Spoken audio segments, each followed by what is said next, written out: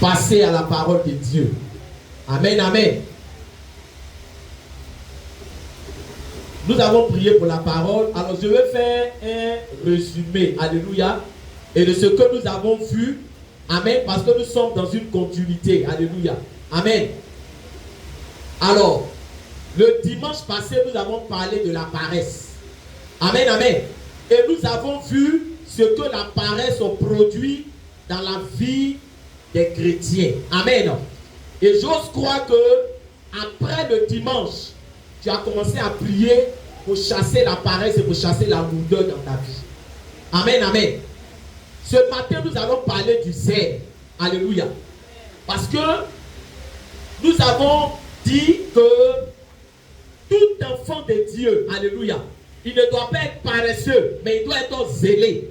Donc si nous avons parlé de la paresse le dimanche passé, aujourd'hui nous allons parler du zèle. Alléluia. Parce qu'un chrétien qui n'est pas zélé ne peut pas achever la course. Est-ce que quelqu'un avec moi ce matin? Tu as besoin d'être zélé pour être un bon chrétien. Un bon chrétien, c'est celui qui est zélé. Donc on va parler du zèle. Alléluia. Parce que le Seigneur a dit, si tu n'es ni chaud, ni froid, il va faire quoi? Il va te vomir. Alléluia. Donc, bien aimé, on va prendre 1 Corinthiens chapitre 3, le verset 9. Pour ceux qui notent, alléluia. 1 Corinthiens chapitre 3, le verset 9. Et le thème que nous allons traiter ce matin, c'est le zèle pour Dieu, la marque des ouvriers de qualité. Alléluia. Le zèle pour Dieu, la marque des ouvriers de qualité. Le zèle pour Dieu, la marque des ouvriers de qualité. 1 Corinthiens chapitre 3, le verset 9. Romains 12, le verset 11. Le zèle pour Dieu, la marque des ouvriers de qualité. 1 Corinthiens chapitre 3, le verset 9. Romains chapitre 12, le verset 11. On avait déjà lu Romains chapitre 12, le verset 11 le dimanche passé. Alléluia. Et donc, ce matin, nous allons lire 1 Corinthiens chapitre 3, le verset 9 pour introduire notre thème, le zèle pour Dieu, la marque des ouvriers de qualité. Amen. Avant de donner la définition du zèle, amen, on va lire 1 Corinthiens chapitre 3, le verset 9. Qui va nous permettre d'introduire notre prédication de ce matin. 1 Corinthiens, le chapitre 3, le verset 9. C'est bon, alléluia. Alors je fais la lecture et nous nous tenons debout pour honorer la parole de Dieu. Car nous sommes ouvriers avec Dieu. Vous êtes dans le champ de Dieu, l'édifice de Dieu. Alléluia. Je reprends. Car nous sommes ouvriers avec Dieu. Vous êtes le champ de Dieu, l'édifice de Dieu. On acclame la parole de Dieu. Alléluia. On peut s'asseoir dans la présence de Dieu. Amen. Que le Seigneur nous bénisse. Alors bien aimé, ce matin, je veux qu'on saisisse très bien ce que nous allons dire parce que c'est important. Alléluia. Vous voyez, la Bible déclare que nous sommes des ouvriers. Ce n'est pas moi qui le dis. Hein? Alléluia. La Bible déclare que parlant de tous les chrétiens sont des ouvriers. La Bible déclare que nous sommes des ouvriers avec Dieu. Alléluia. Un ouvrier, c'est quelqu'un qui travaille. C'est quelqu'un qui est actif. C'est quelqu'un bien aimé qui ne regarde pas les autres travailler, mais lui-même est en train de travailler. Donc si nous sommes des ouvriers, ça veut dire que tous les chrétiens doivent avoir un rôle à jouer dans la maison de Dieu. Ce matin, je veux que vous me suiviez très bien. Parce que souvent, vous voyez, on a le témoignage que notre soeur a donné ce matin. Alléluia. Elle était à la maison et il y avait un programme d'évangélisation. Et vous voyez qu'il y avait une forte demande par rapport à ce qu'elle vend. Amen. Est-ce que quelqu'un est là ce matin? Donne-moi mon amen. Mais on dit qu'il y a évangélisation. Et qu'est-ce qu'elle va faire? La voix de l'ennemi. Parce que souvent quand on dit, il y a une voix qui me dit, regarde, la voix qui te dit de ne pas faire ce que Dieu te demande là, c'est la voix du malin. Alléluia. Donc le malin est venu pour lui dire, il faut rester. Regarde, les gens veulent acheter ta marchandise. Aujourd'hui, ça va marcher. Mais elle a décidé d'aller faire quoi? Elle a décidé d'aller évangéliser. Ce qui fait que très souvent, on passe à côté de nos bénédictions. C'est quand nous, on met nos intérêts devant et puis on met les intérêts de Dieu derrière. Alléluia. Elle a décidé d'aller évangéliser parce que souvent quand les gens témoignent là, retenez l'essentiel qui est important. Retenez l'enseignement qui est contenu dedans. Donc elle décide d'aller évangéliser alors qu'elle avait des difficultés. Mais en allant évangéliser, on lui fait un dépôt wave. Mais le dépôt qu'on lui a fait là, si elle avait vendu ses jus, est-ce qu'elle allait avoir cette somme-là? Alléluia. On lui a fait le dépôt, oui, parce qu'elle allait évangéliser, elle allait travailler pour Dieu, elle allait œuvrer pour Dieu. L'ouvrier mérite son salaire. Mais c'est ce que beaucoup ne font pas ici. Alléluia. Non, je suis occupé. Non, l'argent que tu cours derrière ça, là, tu as réalisé quoi? C'est ça. Ce qui fait que tu n'as pas le temps pour prier, tu n'as pas le temps pour servir Dieu, tu n'as pas le temps, alléluia. Tu as eu combien? Tu as construit combien d'immeubles? Alléluia. Amen. La Bible déclare que si l'Éternel ne bâtit, celui qui bâtit, bâtit en fait. Il y a des gens qui se lèvent, qui fournissent beaucoup d'énergie dans leurs activités. Mais le Seigneur dit, c'est que eux ils ont là, lui il donne ça à ses enfants pendant qu'ils dorment. C'est une manière de parler, c'est une révélation qui est dedans. Pas que Dieu au Coran apparaisse. Alléluia. Mais nous devons comprendre une chose très importante. Quand on dit que nous sommes des ouvriers là, tout le monde est serviteur de Dieu. Comprenez ça. Nous sommes des ouvriers. Alléluia. Un ouvrier, c'est quelqu'un qui travaille. Toi, tu fais quoi dans la maison de Dieu? Quel est le rôle que tu joues? On dit nous sommes ouvriers avec Dieu. Nous ne sommes pas des chômeurs. Alléluia. Nous sommes des travailleurs. Nous sommes des travailleurs. Il est temps que tu joues ton rôle dans la maison de Dieu. Alléluia. La Bible déclare en Éphésiens 7, verset 23. On nous dit que Christ est le chef de l'église qui constitue son corps. Alors, regardez. Pourquoi on compare l'église à un corps? Alléluia. Ce matin, vous allez comprendre quelque chose de bien clair. L'église est appelée le corps du Christ. Pourquoi? Parce que sur le corps là, tous les éléments que vous voyez sur le corps là, ce n'est pas pour décorer le corps. Hein. Ce n'est pas une décoration. J'espère que ce matin, tu n'es pas là pour décorer l'église. Est-ce que je parle à quelqu'un ce matin? Le nez, il a son rôle. Les yeux ont leur rôle. Comment on appelle ça? Il y a des gens qui ont peur de parler. Les sourcils là ont leur rôle. Qui connaît le rôle des sourcils? Quand tu fais quoi? Quand tu transpires là, pour ne pas que la sueur rentre dans tes yeux, tu as mis ça pour que ça tombe ici et puis ça fasse quoi? Ça défie. Ça n'est pas pour ceux qui rasent là. Ceux qui rasent. Alléluia. Amen, amen. Donc, vous voyez que tous les éléments, là, si on veut commencer à faire, à donner l'explication, chaque élément qui est sur ton corps là, a un rôle. Même les poils qu'ils ont dans le nez, ça a un rôle. C'est pour faire quoi? C'est pour filtrer l'air, pour ne pas que la poussière rentre dans tes narines. Donc quand ça déborde, tu peux tailler, mais il ne faut pas tout enlever. Je ne sais pas si je parle à quelqu'un ce matin. Donc je vous explique tout ça ce matin pour que vous compreniez que si on nous appelle corps du Christ là, c'est que chaque chrétien doit avoir un rôle à jouer. Comme les éléments du corps ont un rôle à jouer là. C'est comme ça que toi aussi, tu dois avoir un rôle à jouer. Si tu n'as pas un rôle à jouer dans l'église, c'est que tu ne fais pas partie du corps du Christ. Alléluia. C'est que tu ne fais pas partie du corps du Christ. Parce que sur le corps là, chaque élément a son rôle. Maintenant écoutez bien, alléluia. Tous les éléments du corps là, est-ce qu'il y a palabre, hein? Tu as déjà vu ta main faire par là avec ton pied? Ce matin, répondez-moi.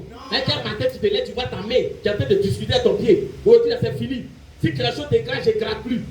Alléluia. Mais si regarde, si la main et le pied font par là, et puis le pied là, s'il a une pointe qui est rentrée, qui va enlever? C'est la main qui va enlever. Donc si la main dit, s'il y a une pointe qui te pique, je n'enlève plus, mais le jour la main va avoir problème. Comment le pied va aller à l'hôpital pour qu'on soigne la main? Est-ce que quelqu'un m'entend? Donc ça veut dire que chacun a besoin de l'autre. Dans l'église là, on a besoin de tout le monde. Tout le monde est important. Alléluia. Il ne faut pas dire que non, moi, je regarde, je ne sais pas ce que je vais faire. Il y a quelque chose à faire. Alléluia. Donc quand on comprend que, regarde, quand on comprend que la main, le pied ne font pas par là, les yeux et la bouche ne font pas par là. Pourquoi? Parce qu'ils ont les mêmes intérêts. Ils œuvrent ensemble pour le bien-être du corps humain. Normalement, si nous comprenons ça, est-ce qu'à l'église, il doit avoir par là? Alléluia. Non. Parce que nous devons tous œuvrer pour le bien-être de l'église. Quand le corps se porte bien, les pieds se portent bien. Quand le corps se porte bien, la main aussi à l'aise. Alléluia. C'est pour cela que regardez, tout élément étranger qui rentre dans le corps, on l'appelle parasite ou bien virus. Il ne fait pas partie du corps. Quand lui il rentre, c'est pour faire quoi? C'est pour détruire. Donc quand tu es dans la maison de Dieu, et puis toi tu ne veux pas pour que l'église avance, mais tu penses à détruire, tu es comme un virus. Ce matin, j'espère que tu n'es pas un virus. Alléluia. Alléluia. Donc l'église est le corps du Christ. Alléluia. Donc nous devons travailler tous ensemble. Amen, amen. Chacun doit avoir un rôle. Ce matin, je suis en train de dire à quelqu'un que l'année ne se termine pas sans que toi tu n'aies quelque chose à faire dans l'église. Je n'entends plus bien les amens. On aime bénédiction, hein? On aime bénédiction, non? Je dis que l'année ne se termine pas sans que toi tu aies quelque chose à faire dans la maison de Dieu. Il y a beaucoup à faire dans la maison de Dieu. Si tu veux que Dieu te prenne en compte, si tu veux que Dieu se souvienne de toi, si tu veux que Dieu agisse dans ta vie, il ne faut pas rester à l'écart. Nous sommes des ouvriers. Alléluia. Donc, bien aimé, ce matin, on va voir comment nous devons être pour être des ouvriers efficaces. Alléluia. Parce que c'est bon d'être ouvrier, mais il faut être aussi un bon ouvrier. Alléluia. Donc, ce matin, nous allons parler du zèle. Alléluia. Amen, amen. Et l'exemple que nous allons prendre ce matin, pour parler du zèle, on va prendre l'exemple de Jésus le Maître. Alléluia. Comment on reconnaît le zèle dans la vie d'un enfant de Dieu? C'est ce que nous allons voir ce matin. Comment on reconnaît que tu es zélé? Quel est le comportement qu'un chrétien zélé doit afficher? Parce que chacun peut dire je suis zélé. Mais comment savoir que celui-là est zélé? C'est ce qu'on va voir ce matin. Alléluia. Alors je demande pardon à quelqu'un. Si toi-même tu vois que tu ne te retrouves pas dedans, fais tout pour rentrer dedans. Alléluia. Parce que c'est les zélés que Dieu bénit. C'est les zélés que Dieu élève. C'est les zélés que Dieu, bien-aimé, sécurise. Amen, amen. Tu réponds même, on dirait quelqu'un même qui n'est pas le zèle. Amen. Ton amen même là, ce n'est pas une amen de quelqu'un qui est zélé. Dis à quelqu'un, tu veux dormir déjà. On n'a même pas encore arrivé loin. Vous savez, alléluia. On sait quand quelqu'un veut commencer à dormir, son amen diminue. Au fur et à mesure, quand tu vas dire amen. Après, là, quand on dit qu'on n'entend plus, il s'est frère. Je vous ai toujours dit qu'on se prépare à dormir à l'église. Quelqu'un qui dort, ce n'est pas de hasard. Hein? Il s'est préparé lui-même pour dormir. Oh, je ne sais pas s'il parle à quelqu'un. Alléluia. Hey, c'est la vérité. Alléluia. Alléluia. Alléluia. Que le Seigneur nous bénisse. Alors nous allons prendre Jean chapitre 2, le verset 13 à 17. Jean chapitre 2, le verset 13 à 17. Jean chapitre 2, le verset 13 à 17. Dans le sous-terme, c'est les signes qui montrent qu'un chrétien est zélé pour Dieu. Les signes qui montrent qu'un chrétien est zélé pour Dieu. Alors c'est ce que nous allons voir. Les signes qui montrent qu'un chrétien est zélé pour Dieu.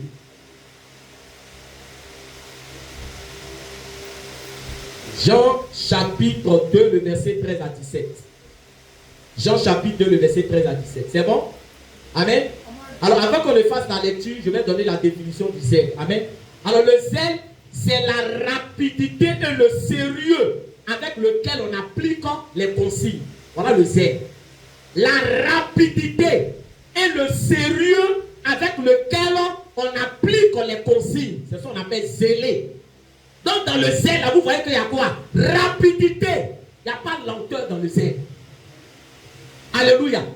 Et dans le zèle aussi, il y a quoi? Il y a sérieux. Parce que quelqu'un qui est zélé là, il comprend que l'affaire est quoi? L'affaire est sérieuse. Il y a des choses avec lesquelles on peut jouer, je vous ai toujours dit ça. Mais en ce qui concerne les choses de Dieu là, on ne joue pas avec. Alléluia. Donc, c'est la rapidité et le sérieux avec lequel on applique les consignes. Alors, je vais lire Jean chapitre 2, le verset 13 à 17. Amen. On n'a plus besoin de se tenir debout. Alléluia. Donc, vous écoutez parce que on avait déjà fait la première lecture. Jean chapitre 2, le verset 13 à 17. Alors, je fais la lecture. La Pâque des Juifs était proche et Jésus monta à Jérusalem. Il trouva dans le temple les vendeurs de bœufs, de brebis et de pigeons et les changeurs assis. Ayant fait un fouet avec des cordes, il les chassa tous du temple, ainsi que les brebis et les bœufs. Il dispersa la monnaie des changeurs et renversa les tables. Et il dit aux vendeurs de pigeons, ôtez cela d'ici, ne faites pas de la maison de mon père une maison de trafic. Ses disciples se souviennent qu'il est écrit, le zèle de ta maison me dévore. Alléluia. Amen. Alors pourquoi nous avons pris ce passage-là? Nous avons pris ce passage-là parce que tout ce que Jésus a fait, à la fin, on nous dit qu'il était animé par quoi? Par le zèle. Alléluia. C'est le zèle qui a poussé Jésus à agir de cette manière. Amen. Donc dans ce passage-là, on nous montre un peu quels sont les comportements que quelqu'un qui est zélé pour Dieu doit avoir. Amen, amen. Alors, le premier comportement, amen, que nous allons voir, que nous allons faire ressortir, amen, je vais d'abord expliquer ce qui s'est passé ici, alléluia. Alors, la Bible nous dit que Jésus va monter à Jérusalem. Alléluia. Et la Pâque était proche. Et vous voyez que l'une des habitudes du Seigneur Jésus, c'est que quand il va dans un endroit, c'est où il rentre? Dans le temple. Quand il va dans un coin, quand il va dans un endroit, on dit qu'il avait coutume. Ça veut dire que ça faisait partie de ses habitudes. Amen. Quand il va dans un coin là, c'est dans la maison de Dieu il rentre. Alléluia. Les jours de sabbat, Jésus se retrouvait où? Dehors. Non. En train de vendre. Non. En train de causer. Non. Il se retrouvait où? Non. Au temple. Alléluia. Ça veut dire que le premier élément qui caractérise d'abord un chrétien zélé, c'est son assiduité dans la maison de Dieu. Est-ce que quelqu'un ne répond plus amen parce que non, je vous comprends. Quand ça te dérange, tu ne peux pas bien répondre. Je dis, le premier élément qui fait qu'on reconnaît un chrétien zélé, c'est que les dimanches, il est où? Il est au temple. C'est-à-dire que dimanche là, il ne peut pas être en dehors du temple. C'est pas possible. Un élève, on dit jour d'école, il doit être où? Il doit être en classe. Ton enfant là, si on vient te dire que les jours d'école, il est où ça? Il est dehors. Les jours d'école, il est dehors. Tu seras content, mais tu ne seras pas content. Maintenant, toi, pourquoi tu veux que Dieu soit content? Quand on dit dimanche, et puis toi, tu n'es pas à l'église. Est-ce que tu penses que Dieu, lui, est content? Il ne peut pas être content. Donc, c'est ça d'abord le zèle. Alléluia. Amen. La maison de Dieu, ta La présence dans la maison de Dieu, alléluia, c'est des rendez-vous divins. Quand on dit dimanche, à qui nous convoque? Oh Dieu, il veut qu'on rentre un peu en profondeur. Non, c'est pas Dieu, c'est Papa Élisée. C'est Papa Élisée. Qui nous convoque dimanche? Mais c'est Dieu qui nous convoque. Dimanche là, tu ne réponds pas à la convocation d'un homme. Non, parce qu'il y a des gens, ils se disent que non, si elle ne vient pas, Papa Élisée. Non, ce n'est pas affaire de Papa Élisée.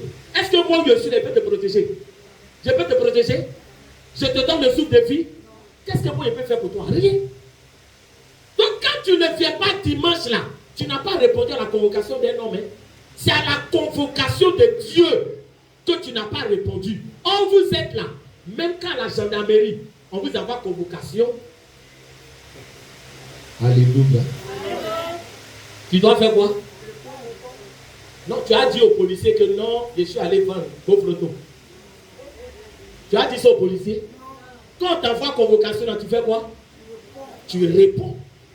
Alléluia. Donc je suis en train de dire à quelqu'un que regarde, les dimanches là ne se négocient pas. Ce n'est pas une négociation. Alléluia. C'est une convocation. Donc le premier élément de zèle là, déjà le dimanche, tu dois être où? Dans la présence de Dieu. Alléluia. Ça c'est le premier point. Amen. Être régulier dans la présence de Dieu. Deuxièmement, quand Jésus est rentré dans la maison de Dieu, vous savez, c'est bon de venir dans la présence de Dieu. Mais c'est bon aussi de venir pour ne pas perdre ton temps. Est-ce qu'il parle à quelqu'un? C'est bon aussi de venir pour répartir avec la grâce de Dieu. Jésus rentre dans le temple. À sa grande surprise, il va trouver à l'intérieur du temple des vendeurs de bœufs, des vendeurs de pigeons, des gens qui étaient là pour changer la monnaie. Alléluia. Amen. Vous savez qu'il y a des établissements qui font des monnaies de change. Alléluia. Amen. Par exemple, quand tu quittes en France, tu viens avec l'euro. Amen. Il y a des endroits où on va pour faire quoi? Pour changer 100 francs CFA. Amen. Donc, le fait de vendre pigeons, le fait de vendre bœufs, ce n'est pas ce qui est le péché. Parce que quand on vous prêche, écoutez bien. N'allez pas dire que papa dit que ceux qui vendent bœufs là, c'est mauvais. Alléluia. Ce n'est pas le fait de vendre là qui était le problème. On peut vendre bœufs, on peut vendre pigeons, on peut changer la monnaie. Mais ce qui était le problème, c'est que ça se faisait où? Au temple. Le lieu où on vient pour prier, le lieu où on vient pour adorer Dieu. Alléluia. C'est devenu un lieu de trafic, un lieu de commerce. Alléluia. Cette histoire-là s'est rapportée dans les 4 évangiles. Et dans les autres évangiles, Jésus va dire, il est écrit, ma maison sera appelée une maison de prière. Mais vous en faites une caverne de voleurs. Alléluia.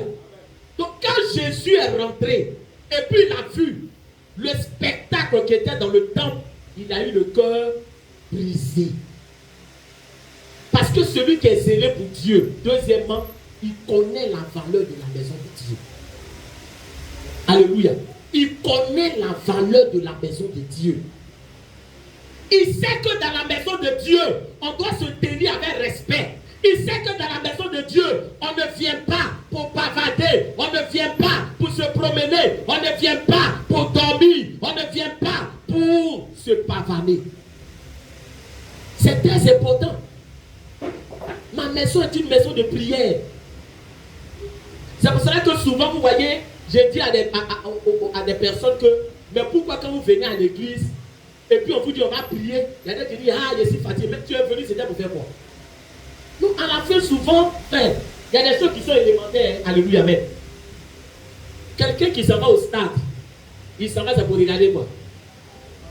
C'est pour regarder, pardon. Mais quand tu viens à l'église, à ton avis, là, on va venir ici pour jouer petit poteau? Non, parce qu'il y a des choses qui ne doivent pas te surprendre. Quand Dieu va prier, mais c'est pour ça que nous sommes venus. Amen. Alors, je ne sais pas si quelqu'un me comprend. Alléluia, amen. Mais pourquoi tu sais ton visage quand on te dit on va prier? Tu étais venu pour faire quoi? Donc il y a des gens qui ne comprennent pas. On dit on prier. Tu es venu faire quoi? Si ce n'est pas prière ici, là, on va faire quoi? Ici, là, on prie. Ici, là, on loue. Ici, là, on adore.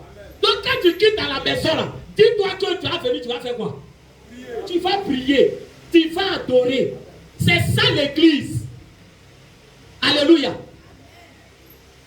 Donc quand tu causes avec ta soeur, et puis on te dit on ne cause pas, mais tu ne dois pas te fâcher. Parce qu'ici là, il y a un temps pour tout.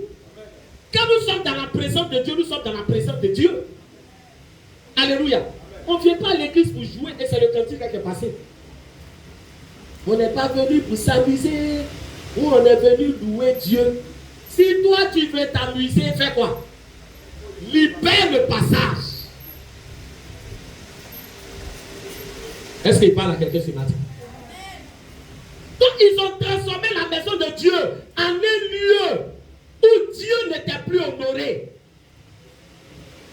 Les gens maintenant venaient pour faire leur commerce, pour faire leurs activités. Mais ce qui est encore, qui fait plus mal, c'est que les autres personnes, ça ne leur disait quoi?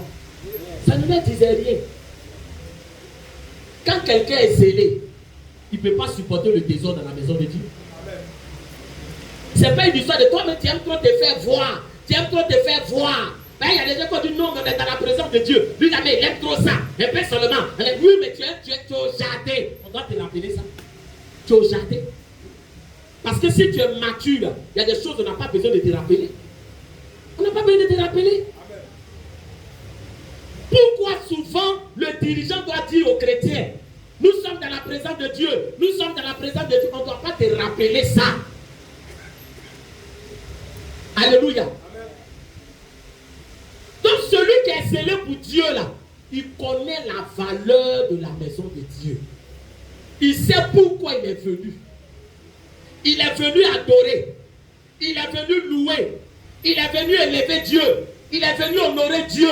Et il a le respect pour Dieu. Il sait se tenir dans la présence de Dieu. Sachons-nous tenir dans la présence de Dieu. Est-ce qu'il parle à quelqu'un ce matin? Sachons-nous tenir. Dieu là, quand tu le respectes, lui aussi fait quoi? Il te respecte. Il dit j'honore celui qui m'honore. Tout est dans le respect et tout est dans la considération. Parce que ce que nous disons là, bien aimé, après là, quand on sort d'ici là, chacun prend la route de sa maison. Amen.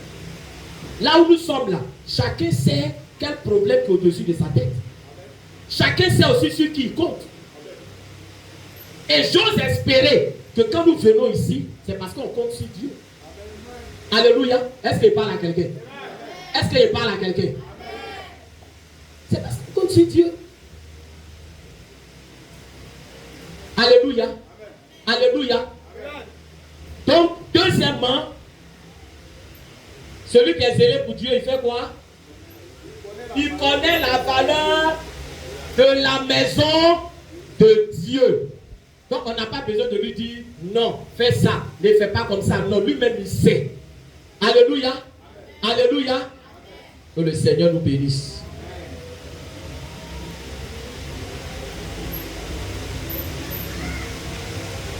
Quand tu as un problème de santé, et puis on te dit que non, on t'envoie en chirurgie. Quand tu es en chirurgie, là-bas on fait quoi? Là-bas on fait quoi? Là-bas on opère. Amen, amen. Amen, amen. Et avant de t'envoyer là-bas, là, on ne te demande pas si tu es en opération. Je ne sais pas si quelqu'un me comprend. On ne te demande pas. Tu sais pourquoi on ne te demande pas? Alléluia. Parce qu'en réalité, la situation que tu vis là, ça nécessite quoi? Ça nécessite une opération. Est-ce que quelqu'un m'entend? Ça nécessite une opération. Donc ça veut dire que quand tu rentres là-bas, le chirurgien là-même là, tu dois tout faire pour ne pas lui parler mal. Non, je ne sais pas si quelqu'un m'entend. Frère, on n'a qu'à se dire la vérité. Parce que qui va faire opération? C'est chirurgien là. Alléluia. C'est-à-dire que même si toi dans ta vie là, tu es quelqu'un qui aime te moquer, tu vois que le chirurgien il a gros nez, tu ne peux pas te moquer de lui. Alléluia. Tu le respectes. Tout à l'heure, celui qui va faire quoi? Qui va t'opérer. Et puis opération, souvent on fait anesthésie locale. Là peut-être tu vois. Mais souvent on fait quoi? On fait une anesthésie comme là, tu ne vois même pas dedans. Mais au moment où tu dors là, c'est-à-dire que le monsieur là, s'il s'est trompé, c'est ta vie qui est partie. Alléluia. Donc souvent on les respecte. Mais Dieu qui tient notre souffle en main, qui en un instant peut dire arrête de respirer, et puis tu vas arrêter de respirer. Est-ce qu'on a besoin de te dire qu'il faut le respecter? Non. Dis à quelqu'un, sache de périr dans la maison de Dieu. Alléluia. Donc il connaît la valeur de la maison de Dieu. Deuxièmement, alléluia. Troisièmement, soyez bénis. Troisièmement, amen. Regardez ce qui va se passer. Amen. Alors souvent, les gens trouvent que, non, souvent dans les églises, les gens sont comment? Les gens sont trop durs. Les gens sont trop durs. Frère, ça dépend. Jésus est rentré dans le temple. Regardez.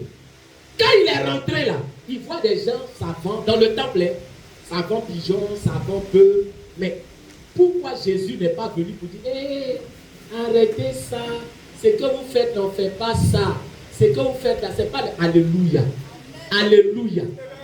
Il a fait un fouet. Dans une certaine, on appelle ça croco, régnant. Alléluia. Là, tu vas connaître ce qu'on dit fouet là. C'est pas comme les chicottes ordinaires. Fouet, quand on dit fouet. Frère, quand il a fait le fouet là, il n'a même pas dit aux gens, non, faites quoi? Non, il n'a pas demandé l'avis de quelqu'un. Il a renversé les tables. Il a renversé les monnaies. Il a renversé. Frère, les gens même n'ont même pas eu le temps de comprendre. Il dit, sortez-moi ça d'ici. Alléluia. Jésus est violent. Il est brutal. Pourquoi il ne fait pas doucement? Pourquoi il ne parle pas doucement? Alléluia. Parce qu'il va vous dire quelque chose. Le péché ne se traite pas avec légèreté. Ce matin, on va aller un peu en profondeur. Le péché, là, si tu traites ça avec légèreté, c'est que tu es en train de creuser ta tombe. Alléluia. Parce que, bien aimé, ce qui nous fatigue très souvent, c'est la négligence de certains actes que nous posons.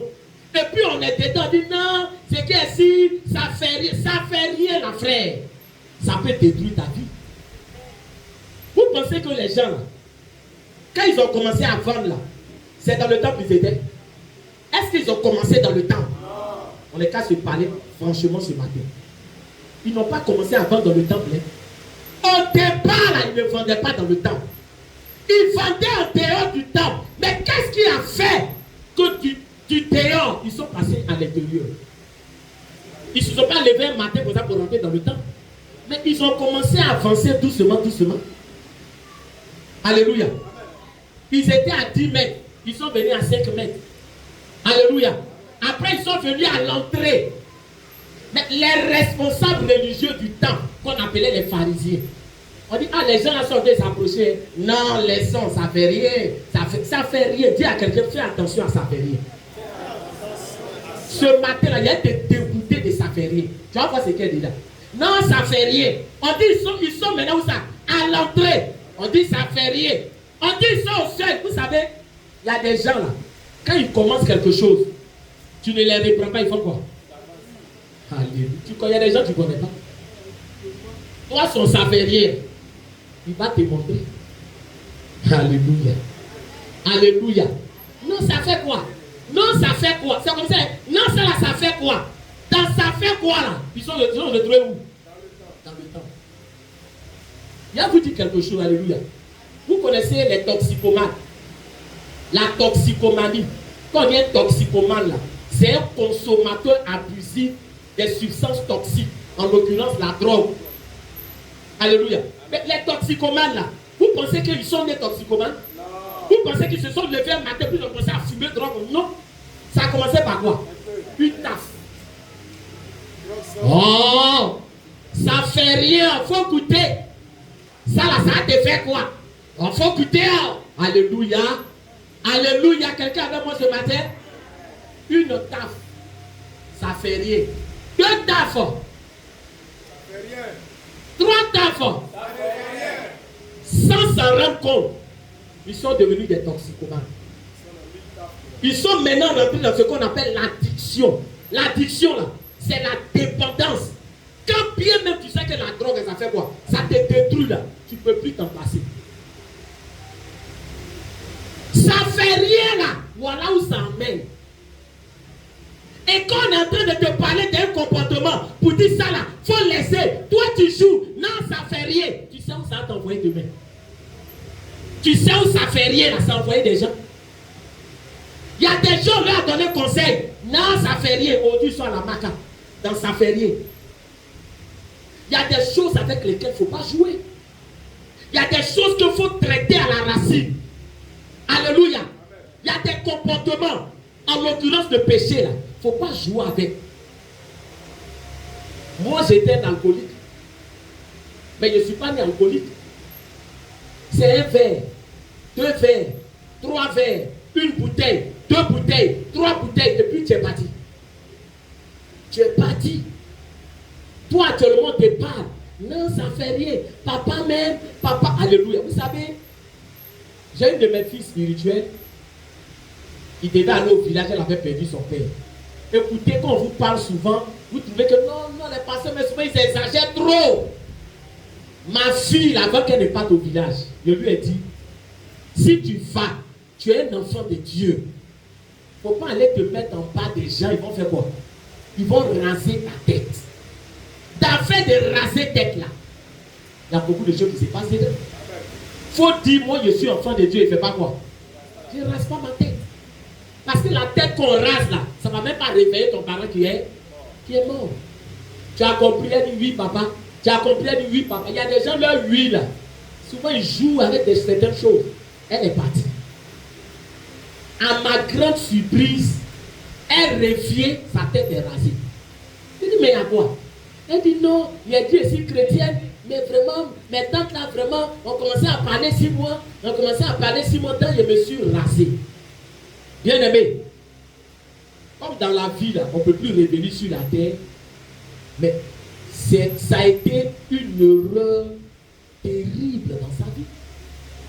Certainement qu'elle s'est dit, mais si on rase ma tête, ça va faire quoi? Je vais la pousser. Papa même, il exagère trop. Papa même, je vais, on va enlever là. Après, ça a poussé là. Vous savez ce qui s'est passé? Maladie qui a tué son papa. C'est ce qui est venu sur elle. Ses pieds ont commencé à s'enfler. Son visage a commencé à s'enfler. Son ventre a commencé à s'enfler. On tire l'eau là. 2 jours après, l'eau là, ça revient. Malheureusement, elle a perdu la vie. Ça a commencé par quoi? Ça fait rien. Alléluia. Frère, il faut traiter le péché avec sérieux et avec rigueur. Ne joue pas avec ta vie. Il y a beaucoup de choses que j'ai vues. Alléluia. Quand tu vois Jésus qui a pris fouet là, c'était pour montrer aux gens que ce qu'ils sont en train de faire là, c'est grave. Souvent, il y a des mesures que tu dois prendre pour mener les gens à comprendre que ça là, c'est grave. Vendre peu dans la maison de Dieu. Vendre brebis dans le temple. Ne plus adorer Dieu. Et puis ils sont dedans. Ils se plaisent dedans. Alléluia. Mais Jésus a fait un fouet pour les mettre dehors. Pour les chasser. Toi, tu traites tes mauvais comportements là. Tu traites ça comment? Tu traites ça comment? Non, c'est comme ça ici. C'est comme ça ici. C'est comme ça ici. Non, c'est qu'ici. Dieu même là, c'est comme ça va aller. Moi-même là, c'est comme ça. C'est mon péché mignon. Péché là, il y a son mignon. Il y a son mignon. C'est comme souvent les gens qui disent que non, les sorciers là, il y a des bons sorciers et puis il y a des mauvais sorciers. Qu'est-ce que vous entendez parler? Sorciers là sont bons là, lui il fait quoi? Son bon là, il fait quoi? Tu sais, poulet là, il va vous dire quelque chose. Poulet là, quand tu élèves là, quand il n'est pas encore arrivé pour le manger, là, tu le nourris. Quand tu le nourris, c'est pas parce que tu l'aimes, mais il n'est pas encore quoi? Il n'est pas encore arrivé. Vous pensez que dans le monde des ténèbres, il y a gentil là-bas? Il y a démons gentils, démons méchants. Ne jouez pas avec votre vie. Donc quand tu es zélé pour Dieu, là, regarde, quand tu es zélé pour Dieu, il y a des comportements que tu sais que c'est en train de venir là. Il faut prendre ça avec sérieux. Il ne faut pas te plaire dedans. Est-ce qu'il parle à quelqu'un? Il ne faut pas te plaire dedans. Parce que souvent, vous voyez, il y a des gens qui se plaisent dans certains comportements. Non, pendant ça, alléluia. Est-ce que je peux parler? Vous ne m'encouragez pas à parler sur le... Je peux parler. Hey. Mais David, là, dans sa vie, là, il y a une paille sombre. Alléluia. Qui a fait que Dieu lui a dit, tu ne vas plus avoir la paix dans ta maison. Mais ça a commencé comment? On dit, au temps où les gens se mettaient en guerre, au temps où les rois allaient en guerre, lui, il a décidé de faire quoi? De faire 100 pas. Et il y a des gens, pendant qu'on prie, là, ils se promènent dans le bidon, c'est pas ce qu'ils cherchent. On dit à prier, lui, il a dit, il va marcher un peu. Il va marcher un peu. Ma chérie, on dit quoi, ça va? Non, oh, toi aussi, il faut laisser. Ma chérie, là, où est péché? Mais tu penses que ça a commencé comme ça? Ma chérie, là, ça a commencé. Est-ce qu'il parle à quelqu'un? David, ce qu'il n'a pas l'habitude de faire ce jour-là, pendant qu'il y a guerre, lui, il fait quoi? Il se promène. Mais promenade, là, ses yeux aussi se promènent. C'est en promenade, là, ses yeux sont tombés sur Bathsheba. Et vous savez ce qui s'est passé? Il est tombé d'adultère. D'adultère, il a tué le mari de la femme. Alléluia. Dans ça, il a commencé à... Le grand roi David. Ça a commencé par quoi? Promenade. 100 pas. Oh, ça là, ça fait quoi? Oh, ça là, ça fait quoi? Alléluia. Tu cherches quoi? Toi-même, tu cherches quoi? Tu cherches quoi? Moi, souvent, je suis étonné, alléluia, mais de l'indiscipline, souvent, des enfants de Dieu. Souvent, je suis étonné de l'indiscipline. Parce que le désordre, là, quand quelqu'un est désordonné, ça veut dire qu'il n'est pas discipliné. Jésus a mis de l'ordre. Et chacun doit mettre de l'ordre dans sa marche avec Dieu. Amen. La vie chrétienne, ce n'est pas le désordre. Si tu n'es pas discipliné, tu ne peux pas atteindre la fin du parcours. Amen. Toi, tu regardes tout. Est-ce qu'on peut pas? Amen. Alléluia. Frère, alléluia. Où vous partez ramasser vos maris de nuit, vos femmes de nuit qui ne finissent jamais. Mari de nuit, il ne paye pas paille pour toi, il ne paye pas pommade pour toi, il ne paye rien. Mari de nuit, alléluia. Mais mari de nuit, là, ça dépend souvent de ce que tu regardes. Alléluia. Amen. Frère, il y a des émissions à la télévision. Est-ce qu'on peut parler? Amen. Est-ce qu'on peut parler? Amen. Quand on met interdit de moins de 16 ans déjà, quand tu vois, quand tu vois là, il ne faut pas dire que je suis étonné maintenant. Amen. Alléluia. Regardez ce qu'il faut. Donc, demande d'écarter, mais tu es en train de regarder. Tu es en train de regarder. Alléluia. Vous pensez que, frère, on ne tombe pas comme ça, hein? On ne chute pas comme ça. On ne tombe pas comme ça, hein? Alléluia. Peu, pigeon, dans le temps, ce n'est pas venu du jour au lendemain. Je suis en train de dire à quelqu'un, mets de l'ordre dans ta marche avec Dieu. Amen. Ne permets pas au bœuf, ne permets pas aux brebis, ne permets pas à tout cela de rentrer dans le temple. Pourquoi? Parce que c'est le Saint-Esprit seul qui doit habiter dans ton corps. Ton corps est le temple du Saint-Esprit. Pas le temple des bœufs, pas le temple des cabris, pas le temple des moutons. Oh! Amen. Alléluia. Est-ce qu'il parle à quelqu'un ce matin? Mais de l'autre, avec l'aide du Saint-Esprit. Donc, deuxièmement, c'est quoi? Troisièmement, vous notez, il fait quoi? Il ne traite pas le problème du péché à la légère. Amen. Il ne traite pas le problème du péché à la légère. Alléluia. Amen. Je vais partager un témoignage avec la permission de mes enfants spirituels. Amen. Mais leur témoignage m'a édifié. Alléluia. Il ne traite pas le problème du péché à la légère. Il ne traite pas le problème du péché à la légère. Amen.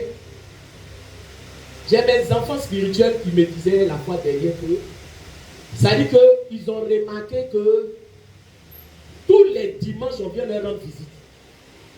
Ça dit que quand eux ils ont dit on s'en va à l'église, c'est là que quelqu'un fait quoi? C'est là qu'il vient leur rendre visite. Donc une fois, deux fois. Amen. Une fois, elle va appeler combien de fois? 2 fois. 2 fois, elle va faire quoi? 3 fois. Mais il se rend compte maintenant que tous les dimanches, il y a quoi? Il y a une situation maintenant qui va venir pour les empêcher de faire quoi? Pour les empêcher d'aller à l'église. Vous savez, il va vous dire quelque chose. Quand le diable veut te frapper, il t'éloigne de Dieu. Est-ce que quelqu'un m'entend? Est-ce que quelqu'un m'entend? Aussi longtemps que tu es avec Dieu là, Satan là, avant de mettre la main sur toi, il a besoin de la permission de qui? Il a besoin de la permission de Dieu. Je vais vous expliquer combien de fois le chrétien là, il est important. Satan là, il ne peut pas tomber sur toi, un enfant de Dieu, sans que Dieu ne lui a donné quoi? La permission pour dire tu peux le toucher un peu. Avec des restrictions, hein. Alléluia. Ce que je dis là, ça a été le cas de qui? De Job. Job là, Satan a demandé la permission de qui? C'est Dieu qui lui a dit que tu peux aller. C'est pour cela que regarde, quand tu es un enfant de Dieu là, les sorciers là, ça doit être le dernier de tes soucis. Il va vous dire quelque chose. Ça dit que non, sorcellerie, ça là, ce n'est que le dernier de tes soucis. Ce qui est important là, ce n'est pas les sorciers, non. C'est ta relation avec Dieu. Tu comprends?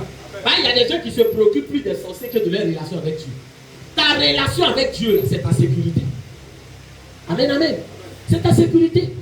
Si tu as une bonne relation avec Dieu, là, tu n'as même plus besoin de savoir qui est le sorcier qui veut me tuer, qui est le sorcier qui veut me faire comme ça, qui est le sorcier qui est Alléluia. Alléluia. Non, ça c'est secondaire. Amen, amen. C'est ta relation avec Dieu. Dans Job, là, le Seigneur a dit à Satan, tu peux faire quoi? Tu peux le rendre malade, mais ne fais pas quoi? Ne le tue pas, parce que je vais l'éprouver. Amen. Donc, le diable, comme il connaît la parole de Dieu, avant quand lui vient accomplir ses desseins dans ta vie, il t'éloigne seulement de Dieu, il te fait sortir du plan de Dieu. Quand tu tombes, que tu n'es plus un enfant de Dieu, alors là, il a quoi? Il a la liberté de faire ce qu'il a envie de faire. Mais ce qui m'a plu dans leur témoignage, c'est que eux-mêmes, ils se sont assis et ils ont dit, attends, ça devient quoi maintenant? Ça devient une habitude. Si on ne se ressaisit pas, on va faire quoi? On va s'éloigner de Dieu et le diable va nous atteindre. Ils n'ont pas eu besoin d'appeler l'homme de Dieu. Parce que regarde, il y a des choses toi-même tu vois là. Il ne faut pas dire l'homme de Dieu, il ne savait pas. C'est que tu n'es pas honnête. Alléluia. Une sœur te dit non, elle n'est pas mariée. Non, il faut venir, on va poser des haïs à 23 heures. Si tu n'es pas malhonnête toi-même là, pour dire que non, moi je ne savais pas ce qui allait se passer, c'est parce que tu es malhonnête. Elle n'est pas mariée. Elle vit seule dans la maison. Toi, tu t'en vas seul à 23 heures pour méditer quoi? Esaïe. Tu es malhonnête. Toi-même, tu sais ce qui va se passer là. Il y a des choses à toi, frère. On n'est qu'à se dire la vérité. Il y a des choses toi-même là. Tu connais la fin. Et puis tu fais exprès. Alléluia. Quelqu'un qui n'est pas ton frère. Il dit, je t'invite au restaurant de l'hôtel Kula. À ton avis, quand vous allez finir de manger, vous allez aller. Non. Il ne faut pas dire que je ne savais pas ce qui s'est passé. Hein. Moi, tu m'envoies ici seulement. Là. Il dit au restaurant de l'hôtel. Donc, on mange. Donc, il y a des gens qui font exprès. Papa, c'est-à-dire que moi, je ne savais pas que ça allait se passer comme ça. Moi, mais ça m'a étonné que c'est bien tout. Arrête ta comédie. Ça, là, Dieu pardonne pas. Si tu ne dis pas ton honnêteté, là, tu dis que non, vraiment, moi-même, là, je savais comment ça allait se terminer, papa. Je n'ai pas écouté la voix de Dieu. Maintenant, c'est un accident. Il n'y a pas plus responsable que quelqu'un qui fait que c'est un accident. Un accident, tu t'es lavé, tu t'es parfumé, tu es monté dans le taxi. Il a fait rendez-vous. Tu es allé jusqu'à vous êtes assis. Vous avez mangé et vous avez mangé. Où accident qu'il y a déjà? On connaît accident. Quand on dit accident, là, qui fait rendez-vous d'accident? Tu dis, ma femme, je sors, mais j'aurai un accident. Donc ça fait que je ne vais pas vite arriver. Accident, c'est quelque chose de quoi? imprévu. Tu sortais là, tu ne savais même pas qu'il allait avoir accident. Accident, on est toujours surpris. On ne fait pas programme d'accident. Mais quelque chose s'est programmé, puis tu dis accident. Alléluia. Que le Seigneur nous aide. Amen, amen. Les gens qui vendaient un peu dans le temple là, ils ne savaient pas que ce qu'ils faisaient là c'était mauvais. Ils savaient que c'était. C'est pour ça que Jésus a pris chicotte. Il n'a pas demandé si tu sais que ça là c'est bon ou c'est pas bon. Tu sais que c'est pas bon. On n'a plus besoin de te parler. Voilà comment Dieu frappe certaines personnes. Alléluia. Quand il sait que toi-même tu sais que c'est pas bon, il ne te parle plus. Est-ce que je peux parler? Est-ce que je peux parler? Regarde, dans la Bible, Dieu n'a jamais frappé des gens qui n'ont pas enseigné. Lisez la Bible, vous allez voir. Les enfants d'Israël, quand ils sont sortis de l'Égypte, ils ont commencé à faire des bêtises. Lisez, hein? Jusqu'à Moïse, vous savez pourquoi Moïse s'est fâché? Parce qu'il s'est dit que mais ceux-là, ils font un peu Dieu, tu ne fais pas quoi? Tu les frappes pas. Mais Dieu dit, Moïse, il ne faut pas te presser. Pour le moment, ce sont des enfants. Ton enfant, là, quand il est enfant, là, il y a des choses qu'il fait. Est-ce que bébé, quand tu peux frapper bébé, si tu n'es pas une mère, qu'on doit délivrer? Non? Est-ce que quelqu'un dit ça? Il y a des femmes qui ne les pas frapper. Il y a quoi depuis là? S'il pleure là, un enfant quand il pleure, soit il a chaud, soit il a un problème de santé, soit il y a quelque chose. Un bébé ne pleure pas comme ça. Comme il ne sait pas parler. Oh! Un pleureur, il est en train de dire il y a un problème. Mais toi, quand tu ne sais pas communiquer, la bébé là, il y a quoi même? Il y a quoi un petit truc ici comme ça, les gens ne vont pas me regarder. Mais les gens se sont dit, madame, si c'est en Europe, on te jette en prison. On te jette en prison. Alléluia. Donc Dieu là, quand tu commences avec lui là, il y a des bêtises qu'il fait, il te laisse. C'est ce qui trompe certaines personnes. Il y a des choses, moi là, si j'ai fait, Dieu ne va pas jouer avec moi. Mais il y a des nouveaux là, c'est que moi il fait là, il peut faire, Dieu n'a rien dit. Parce qu'il s'est dit qu'ils ne sont pas encore quoi? Ils n'ont pas encore été enseignés. Donc, ils font. Oh Seigneur, on est fatigué. On veut manger poisson aujourd'hui. On est fatigué. Dieu laisse. Quand ils sont arrivés au Sinaï, il dit Moïse, il faut monter. Va maintenant faire quoi? Va les enseigner. Moïse est venu, il dit affaire de Dieu, là, c'est pas forcé. Voilà la bénédiction, voilà quoi? Voilà la bénédiction. Si vous savez que vous ne pouvez pas, championnat Colo, ITC, il est bon. Vous choisissez pas, oui, on marche avec Dieu. Vous allez marcher avec Dieu. Oui, on marche avec Dieu. Ils ont été enseignés. Il faut lire dans la Bible. Quand Moïse a fini de les enseigner, quand ils ont fait bêtise, il faut lire ce qui est arrivé. Parce que Dieu sait que maintenant ils sont comment? Ils sont enseignés. Donc toi où tu es là, j'ai été enseigné. Tu ne peux plus dire que papa ne m'avait pas. Papa ne m'a pas dit ça. Donc, à partir du moment où tu étais enseigné, ne te joue plus les gens ignorants. Que le Seigneur nous aide. Dis à quelqu'un, Dieu t'aime. Alléluia. Et bien aimé, voilà ce que Jésus a fait. Il a mis tout le monde dehors. Il a chicoté les gens, renversé les tables. Amen. Et bien aimé, les choses se sont passées dans de très bonnes conditions. Alléluia. Amen, amen. Parce que Dieu châtie celui qui l'a aime.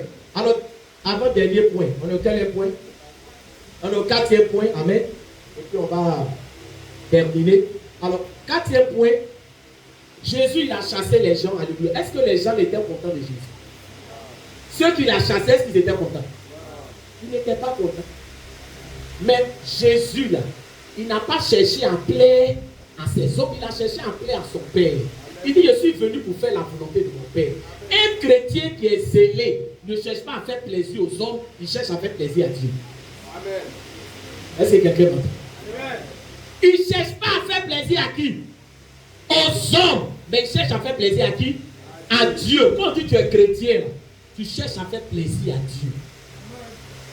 C'est pas dans les choses, non. Vraiment, il m'a dit de faire ça, je voulais l'aider. Vraiment, il m'a dit de mentir. Il m'a dit de mentir, alléluia. Si je ne mentais pas, il allait avoir des problèmes. Frère, quand tu es un enfant de Dieu, sois quelqu'un de véridique. Est-ce qu'il parle à quelqu'un? Sois quelqu'un de véridique. Ne fais pas les choses pour plaire à quelqu'un. C'est pour ça que je vous dis que quand vous venez dans la présence de Dieu, là, ne vous laissez pas influencer par qui que ce soit. Ne vous laissez pas influencer. Nous tous qui sommes ici, là, bien aimés, chacun sait ce qu'il est venu chercher. C'est pour ça que tu peux être assis avec quelqu'un. Lui, il dort. Est-ce que toi, tu es obligé de dormir? Alléluia.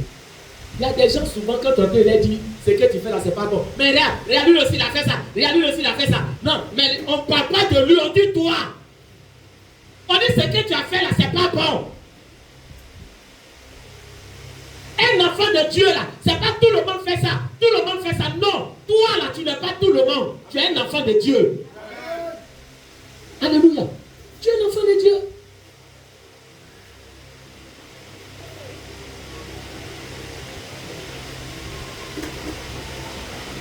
Est-ce qu'il parle à quelqu'un ce matin? Un enfant de Dieu là, mais il marque la différence. Jésus est rentré dans le temple. Tout le monde est en train de vendre. Pourquoi il n'est pas allé prendre pigeon aussi pour vendre? Pourquoi? Un chrétien, c'est un enfant de Dieu. Un chrétien là, tu ne t'identifies pas par rapport aux autres. Parce qu'à l'église, les gens bavardent au culte. Toi aussi, tu vas bavarder. Est-ce qu'on vit la même chose? Il faut suivre les exemples. Cherche à plaire à Dieu. Est-ce qu'il parle à quelqu'un? Cherche à plaire à Dieu. Je te dis la vérité. Quand moi, le Seigneur m'a demandé de tout laisser, vous pensez que moi, je ne peux pas aller dire à mon père, non, je ne peux plus aller à l'école, hein, j'ai servi Dieu. Puis mon père m'a dit, oui. Pourquoi je ne suis pas allé demander la permission de mon père? Pourquoi je ne suis pas allé demander la permission à ma mère? Mais je suis allé leur donner l'information. C'est-à-dire que j'avais déjà pris quoi? J'avais déjà pris ma décision. Dieu m'a dit, fais ça. Mais quand tu vas faire là, il y a des gens qui ne seront pas contents. Mais moi, Dieu, je te dis, fais ce que je t'ai dit de faire. C'est ce que beaucoup n'arrivent pas à faire. Quand Dieu te dit de faire quelque chose, tu as venu demander, il dit, si elle vend les pailles qui t'a la même là, est-ce que ça a marché? Il t'a dit d'aller demander à quelqu'un. Il t'a dit d'aller demander. Il y a des gens, Dieu leur parle et puis ça va demander. Il dit, Dieu m'a parlé, hein, mais j'ai dit, mais Dieu t'a parlé, maintenant tu demandes quoi? Lui à qui tu demandes, il est plus grand que Dieu. Il est plus grand que Dieu. Combien ici n'ont pas raté des grâces parce qu'il y a des choses que Dieu leur a demandé, ils sont allés demander la permission. Il y a des choses que Dieu te dit, mais quand tu expliques à quelqu'un, il va dire que tu es fou. Je ne sais pas s'il parle à quelqu'un. Est-ce que je parle à quelqu'un?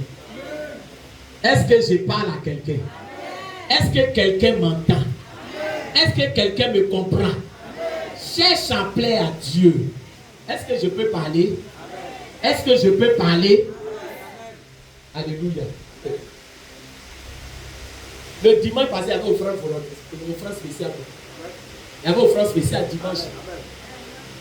Moi, le dimanche, alléluia. J'ai pris mon offrande, j'ai mis, j'ai dit, bon, voilà, il est venu faire une offrande spéciale. Donc, je me suis apprêté maintenant, mon bédou là. J'étais sûr que j'avais mis ça dans mon sac. Le sac est prêt pour venir à la maison, à l'église. J'étais sûr que j'ai mis le bédou là. Maintenant, je m'apprête, je cherche bédou là, je ne vois pas. Il ou bien, je n'ai pas mis dans le sac. Je regarde dans le sac, je ne vois pas. Je vais fouiller mon porte-monnaie. Alléluia, voilà. Et souvent, ça va bédou, mon porte-monnaie où je garde mon argent. Je fouille, je ne vois pas. Je dis, ah, je fouille, je ne vois pas. Quand Dieu te parle, c'est intéressant, hein. Le Seigneur me dit, l'offrande que tu veux mettre là, on n'a pas dit c'est offrande spéciale. Il dit oui, c'est offrande spéciale. Il dit l'argent que tu as mis dans l'enveloppe là, tu n'as jamais donné ça les jours ordinaires. Il dit oui, c'est vrai, c'est vrai. Il dit il faut changer. C'est que tu n'as pas, quand on dit offrande spéciale là, c'est que tu n'as jamais donné quoi? Les jours ordinaires là, c'est ça que tu donnes. Donc, quand tu as dit que tu as changé le montant, voilà la somme que je veux que tu mettes. Si tu es d'accord avec ça, tu vas retrouver ton béni. Qu'est-ce que c'est pour ça que tu ne vois pas béni? Non, cet esprit nous aime. Il est là pour nous aider. Moi, mais il a commencé à sourire. Il dit, Seigneur, c'est que tu m'as dit de mettre, je vais mettre. Je retourne dans mon sac de douleur là. Alléluia. Moi, je ne dis pas dans mauvais rêve. Il est remplacé en même temps. Et puis, il fait quoi? J'ai mis ce qu'il m'a dit de mettre. On dit c'est quoi? C'est spécial. Donc c'est que je n'ai pas l'habitude de mettre. Même si c'est beaucoup, mais je n'ai pas l'habitude de mettre. Il doit dépasser. Il dit Seigneur, j'ai compris. J'ai mis, je suis venu faire quoi? Je suis venu déposer dans le panier. Est-ce que je peux partir? Alléluia. De continuer. Ou bien d'arrêter. Frère, alléluia. Dieu, c'est nous-mêmes, on fait plus souvent le Seigneur même il est là. C'est-à-dire que c'est que moi, j'allais venir donner là. C'est vrai, j'allais danser. Oh, frère spécial, mais Dieu n'était pas bon. Qui est venu m'aider? C'est le Saint-Esprit qui est venu dire, c'est que tu as à mettre à Dieu n'est pas content. Alléluia. Donc j'ai changé. Maintenant, amen. Quand j'ai changé, en semaine, il y a un meuble que je voulais payer. Parce que les assiettes, les verres, tout est entassé dans la moite qui est là-bas parce qu'il n'y a pas de place. Il dit, il faut qu'on fasse sortir nos verres, tout va s'écarter là. Donc allons, j'ai pris ma femme, je n'ai pas fait de publicité, on allait dans un supermarché à Libougon ici. On est rentré. Moi, mais l'argent qui est mis sur moi, là, alléluia. Quand on est arrivé, il dit, ça là c'est propre. Quand ils m'ont dit le prix, là, ma femme, elle regarde, c'est comment? Elle dit, ma femme, on est cassé le prix. Merci, alléluia. Mon temps même qu'on m'a donné là, moi-même j'ai honte de Dieu au monsieur, c'est combien qui est dans ma bouche. Alléluia. Il dit ici là, les prix n'ont demandé pas pardon. S'ils ont enlevé, c'est 5 000. On dit, mais, il dit non, alors. Moi, je sais ce qui est dans ma poche. Tu as dit, mais il dit, tu as prévu combien même? Il dit, non, on va les munitions, ils vont fabriquer ça pour nous. On va se débrouiller avec ça. Parce que les prix qu'on donne, alléluia. Mais le Seigneur, comme il est merveilleux, il m'avait dit quoi? Il m'a dit de changer quoi? De faire quoi? De changer le montant. Alléluia. Quand Dieu veut se glorifier là, il te laisse d'abord pour que tu vois sa puissance. On est quitté, on allait dans nos supermarchés, c'est même prix. Là. On est allé, c'est même prix. J'ai dit ma femme, moi je suis fatigué à la maison. Ça, là, on va voir les autres qui vont fabriquer quand je vais déposer. Donc on s'en va maintenant. Arrivé où je dois rentrer à la maison. Vous savez qu'il y a les magasins qui sont là. Ma famille, papa, voilà le truc à c'est là. Je dis, moi, il faut, je suis là. Les prix, on a déjà parlé, je suis fatigué. Je rentre plus, je lui ai dit que qu'elle va rentrer, elle va faire quoi? Elle va ressortir tout vite. Donc moi, je suis arrêté. Elle rentrait son pas. Elle rentrait son pas. Je dis, il y a quoi? Elle rentrait son pas. Je suis rentré. Elle dit, voilà le prix. Elle dit, oui, je sais que c'est ça. Il dit, c'est combien? C'est le prix d'abord qui m'intéresse. Il dit, c'est combien? Elle dit, non, il dit, on est qu'à s'asseoir. Alléluia. Frère, quand ma femme m'a parlé jusqu'à le montant que le monsieur a dit, tellement c'était bas. Je voulais prendre ma femme à PC, elle dit, va diminuer encore. Non, souvent les femmes ont les révélations. Non. Alléluia. Est-ce que je parle à quelqu'un? Toi-même, on t'a donné des prix, et puis tu vois un prix même là. Toi-même, tellement c'est différent de où on t'a dit là. Toi-même, tu es content. Ma femme dit, chérie, laisse. Il va diminuer. Moi, mais il dit, ma femme, pourquoi le monsieur là-bas s'est fâché? Vous dites que partez, c'est bon. Il dit, ma femme a diminué encore. Alléluia. Quand le monsieur a dit, prenez, pour montrer ses rêves. Et le Seigneur me dit, tu as fait quoi? Tu as changé. C'est moi qui ai touché le cœur du monsieur. Le monsieur nous dit, ça là, c'est pas le prix. Mais comme un ensemble ici là, prenez. Alléluia. Amen, amen. Est-ce que je peux parler à quelqu'un? Frère, je te donne ce témoignage à pourquoi? Pour dire que les calculs là, que nous on fait avec Dieu là, c'est pour ça qu'on ne voit pas la gloire de Dieu. Combien de gens, souvent, quand il y a des choses à faire, ils sont dans les calculs. Non, est-ce que frère, mets Dieu à l'épreuve dans ta vie, tu vas voir. Est-ce que je parle à quelqu'un? Mets Dieu à l'épreuve. Pour ça là, regarde ce que tu as fait. Mais ce qu'il a donné ici là même là, on ne peut pas comparer. Alléluia, je ne sais pas si je parle à quelqu'un. Dis Seigneur, aie pitié de nous. Dis Seigneur, pitié de nous. On fait trop les comptes arabes avec toi. Dis pitié de nous. Est-ce que je parle à quelqu'un? Est-ce que je parle à quelqu'un? Est-ce que je parle à quelqu'un?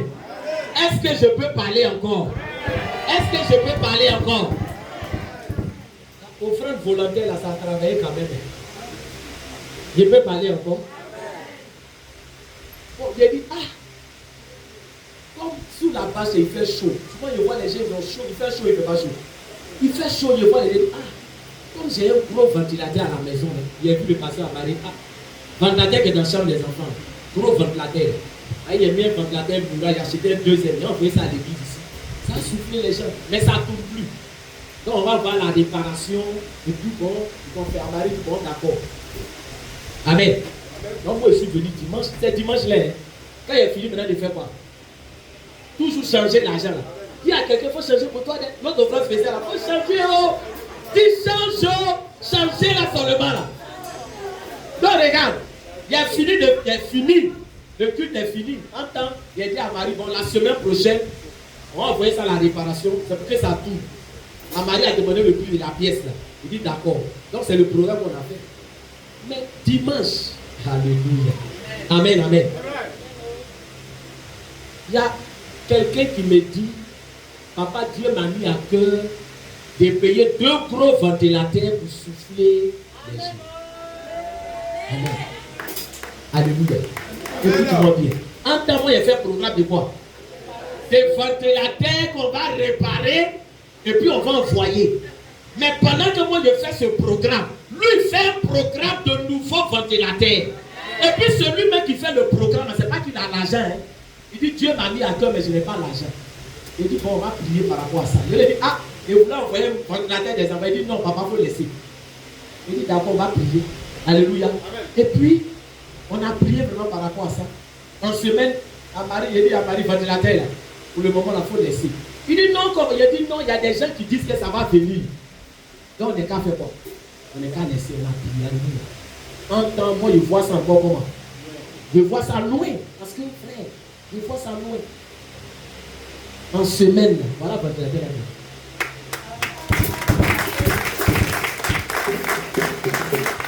Au passage, c'est M.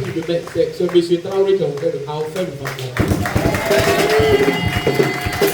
Pas béni.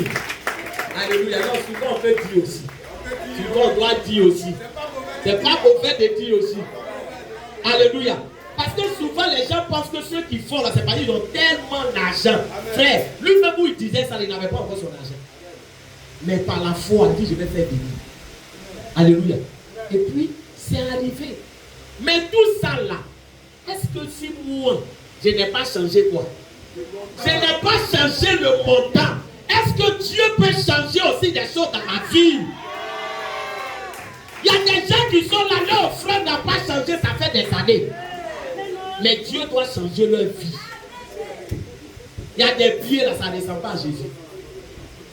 C'est Jésus. Non, on est qu'à se dire la vérité. Il y a des gens qui ne peuvent pas prendre même 10 000 comme. Le jour n'a plus 10 000 là, c'est qu'il y a pique dessus. C'est déchiré comme diable, l'autre il ne prend pas. Il dit, bon, ça descend à Jésus et il va se débrouiller ça. Frère, c'est combien mais j'ai fait offrande spéciale pour ce qui est en train de se passer. C'est combien? Est-ce que je peux parler encore? Ça fait beaucoup de choses. Hein? Il y a envie de parler, il y a envie de laisser. Alléluia. Alléluia. Est-ce que je peux parler? J'ai gardé, moi mes dîmes là, j'ai gardé. Quand ça devient un peu beaucoup, et puis je vais donner. Il n'y a pas du tout, il faut faire comme ça. Et pour faire ça, il faut être courageux. Regardez, vous dites non, il y a eu. Non, moi paye en même temps. Moi je garde. Quand je garde là, ça veut dire que je considère que c'est déjà pour Dieu. Amen. Donc, qu'est-ce que j'ai fait? Dans la même semaine, j'ai rassemblé. Et puis je suis allé pour payer ma dîme. Amen. Quand je suis allé payer ma dîme, alléluia. Donc avant que je ne paye ma dîme, là où je suis allé payer là, il y avait un truc qu'on devait faire. Mais l'argent était déjà sur moi. Donc si on finissait, j'allais payer. Alléluia. Pendant que je suis en train de faire la réunion, alléluia, l'argent que moi j'ai prévu pour faire la dîme, là, on me fait son dépôt.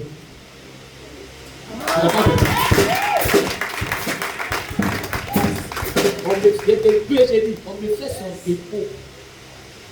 Son dépôt. Parce que j'ai fait quoi? J'ai changé. Parce que j'ai dit merci au Saint-Esprit la semaine là. Alléluia. Il dit, hein? Mais quand on dit offrande volontaire ici, il y a combien de gens même qui fallait faire quelque chose? On dit offrande volontaire, il prend 500 qui donnent d'habitude, et ça il vient donner. On dit offrande spéciale. Son père là, c'est déjà il donne. Regardez, je vais vous dire quelque chose. Il y a des gens qui n'ont pas les moyens. Toi, ça peut être tout ce que tu as. Si tu donnes, c'est autre chose. Mais quand tu sais que tu peux donner quoi? Plus. Et puis tu es dans les comptes arabes, tu bloques la provision divine d'agir dans ta vie. C'est ce que j'ai compris. Si c'est que je suis en train de vous dire là, j'ai inventé que le ciel me juge. Donc tellement je veux qu'il ait créé une foi. Non. Voilà tout ce qui s'est passé. Est-ce que je peux parler à quelqu'un? Voilà tout ce qui s'est passé. Donc ne sois pas dans la routine avec Dieu. La routine, c'est quoi? Ça veut dire que c'est ce que j'ai l'habitude de faire. Même si c'est ça, c'est ça. Même si c'est ça. Et il y a des gens qui sont programmés comme des robots. Tous les dimanches. On voit la monnaie, la prend 500. Il a fait mon offrande. Il reçoit 200 000. Son offrande, c'est combien? 500. 300 000. Son offrande, c'est quoi? Mais à un moment, même tu as dit, mais lui là même, il doit le bénir maintenant. Il doit le bénir pour. Ça veut dire que sa bénédiction, là, ça va changer quoi? Quand Dieu te bénit là, mais il doit avoir un changement. Il doit avoir un changement. Que le Seigneur nous aide. Alléluia.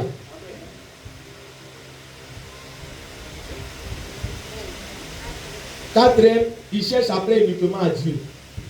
Alléluia. C'est ça. Hein? Il ne cherche pas à faire plaisir aux hommes. Dernier point, on va finir rapidement. Alléluia. On va finir rapidement. Amen. Il ne cherche pas à plaire aux hommes. Mais il cherche à plaire à Dieu. On peut paraphraser comme on veut. Il cherche à plaire uniquement à Dieu. Voilà. C'est bon? Dernier point, puis on va prier. Jésus, là, il a mis combien de temps pour prendre sa décision? Quand il est rentré là, il a mis combien de temps? Il a agi, mais il a dit demain je vais faire. Regarde, il a dit à quelqu'un, il a dit quelque chose à quelqu'un. Quand Dieu te demande de faire quelque chose, fais ça en même temps. Fais ça en même temps. Je sais de quoi je vous parle. Quand Dieu te dit, fais quelque chose là, il faut faire ça en même temps. Alléluia. Ne tarde pas. Le dimanche, ça fait 2 dimanches, il y a une soeur qui est venue ici pour qui je prie. Si certains se rappellent. Elle est venue avec son enfant. Alléluia. Elle est venue avec son enfant. Je lui ai dit de prendre un moment de jeûne.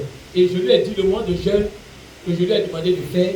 Je lui ai dit dans le moment de jeûne, même si tu as soif, il ne faut pas boire l'eau. Amen. La veille m'a appelé, j'ai dit, fais la diarrhée. J'ai dit, il faut rester dans le jeûne. Après m'a appelé, est-ce qu'il ne peut pas boire un peu d'eau? J'ai dit, il ne faut pas boire l'eau. Quand tu vas finir, je vais prier pour toi. Et puis c'est comme ça qu'elle est venue. Et peut-être qu'elle viendra pour donner son témoignage. Parce que Dieu a fait un miracle dans sa vie. C'est elle qui a venu donner le témoignage. Alléluia. C'est pour dire quoi? Si elle avait tardé, mais le résultat n'allait pas être là. Toi, il y a des choses que Dieu te demande de faire. Tu es là, tu tardes, j'ai compris, je vais faire, mais tu ne fais pas. Est-ce que le temps nous appartient? Le temps ne nous appartient pas. Après la mort, là, c'est le bilan. Il n'y a plus après la mort, il faut évangéliser, il faut faire ça. Non, après la mort, c'est le bilan. Je suis en train de dire à quelqu'un, il y a des choses que Dieu t'a dit de faire. Commence à faire maintenant. Commence à faire.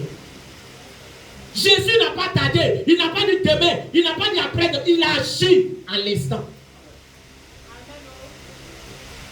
Alléluia. Donc, dernier point.